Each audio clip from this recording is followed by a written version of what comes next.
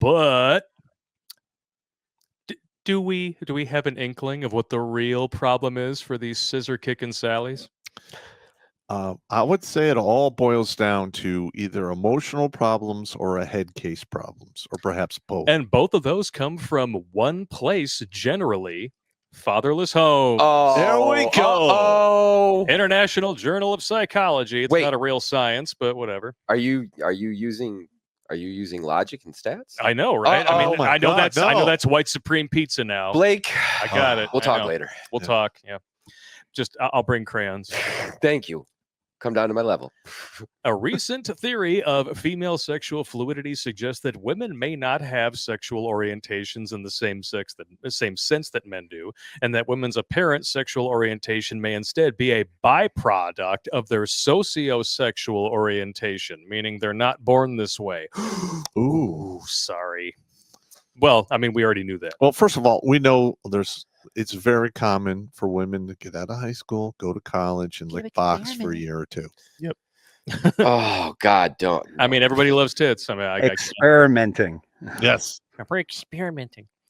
One developmental factor that has consistently been shown to influence sociosexual orientation is father absence in childhood. Consistent with the prediction of the theory, the analyses of the National Longitudinal Study of Adolescent to Adult Health data show that father absence significantly increases women's, but not men's, same-sex sexuality in adulthood, whether it is measured by self-identity, behavior, or romantic attraction. Further consistent with the theory, the association between father absence and same-sex sexuality in women is entirely mediated by their sociosexual orientation. All right. I make it a point. I will never get into a serious long-term anything with a woman if she does not have a decent relationship with her father. Yep. Because listen, that is the first relationship that a woman develops is between her and her father. Oh yeah. If that doesn't take place, then there's probably some equipment in the brain housing group that's never put into action, never developed, and literally they're going into adulthood, basically imbalanced in their thinking meat. Yep.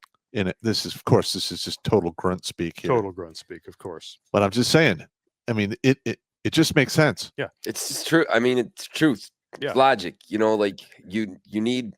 Think about people who are like somebody who's adopted and they're separated from their lineage. Like they want to know. So you don't know half your family. You kind of be irritated. Yeah. Well, Just not, an idea. Just an idea. I'm a little irritated that my mom is a whore. Like I didn't know half of where I came from. I have no idea why somebody might be pissed off. Yeah. I mean, your first home is in your dad's balls, right? Yeah. And if you don't know your parents, you're like, what happens if I grow a third arm out of my head? I don't know who to talk to about that. Is there a genetic thing going on? And that's the thing. We're not out here saying like kids don't need a mom. Like, No. I don't know any dad that says that. They need both. That's right. Exactly. Because we talk So about balance. what I've seen in my experiences is that fathers lay boundaries, Yes. right? And that mothers tend to want to be the friend, right? So they get encouraged to, oh yeah, go ahead, you could do that. Go ahead, you could do that. You could do that.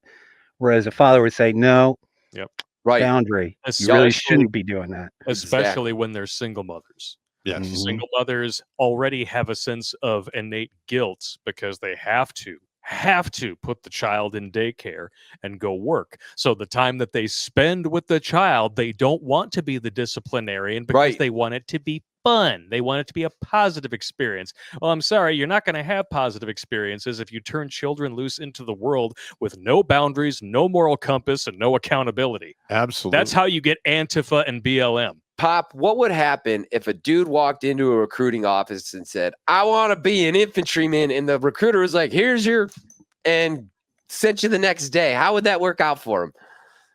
probably not going to work out. Not at all. It's kind of what we're doing. Watch Grunt Speak live every Tuesday and Thursday at 8 p.m. Eastern. And if you want to join Pop for Supporters Sundays, go to redonkulous.com/donate and make a monthly pledge. A link is in the Meat Gazer box.